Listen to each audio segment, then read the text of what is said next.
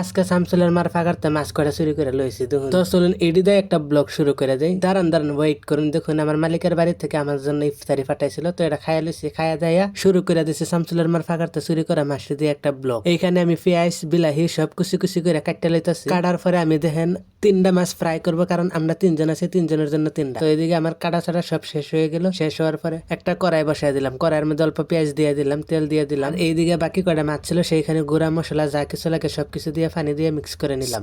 এটাকে মিক্স করার পরে আমি একটু লবণ দিয়ে এখানে কিছু আম ছিল, আমটা খেয়ে নিলাম। আমটা খেয়ে নিয়ে দেখেন লড়ার মধ্যে মানে কড়াইয়ের মধ্যে মাছগুলো সবগুলো দিয়ে দিলাম। দিয়ে দেওয়ার পর আমগুলো যে ছিল সেই আম দিয়ে খাইতেছি, দাঁতটা নিটকায় দিয়ে দেয়। আর এইদিকে বাজ্যা রাখা মাছগুলো দেখেন কত সুন্দর করে ভাজি করে রাখছে আমার বন্ধু। আর এইদিকে বসিয়ে রাখা মাছগুলো দেখেন কত সুন্দর করে হয়ে গেছে না। এখন আমি এখানে সবজিগুলো দিয়ে দিব, পেঁয়াজ বিলাহি কাঁচা মরিচ এগুলো দিয়ে দেওয়ার পরবর্তীতে একটু পানি দিয়ে দিলাম, দিয়ে একটু ঘুরে দিলাম। ঘুরে দেওয়ার পর দেখেন ফাইনালি আমার সবজিটা এরকম হয়েছে কালার। আর এখন ভাত নিব, অল্প সবজি নিব, নিয়ে খাই আমি আপনাদেরকে রিয়াকশনটা দেবো কেমন হয়েছে আপনারাই শুনে নিন। আসলে এইভাবে সবজি বানিয়ে খাইলে যে এত স্বাদ লাগে। তো কথা হলো আপনারা আমার রিয়াকশনটা দেখবেন আমি খাই কিভাবে রিয়াকশনটা দিই, মানে আমার কাছে এত ভালো লাগছে। যদি আপনারাও পারেন এইভাবে একবার ট্রাই করে দেখবেন কেমন লাগে।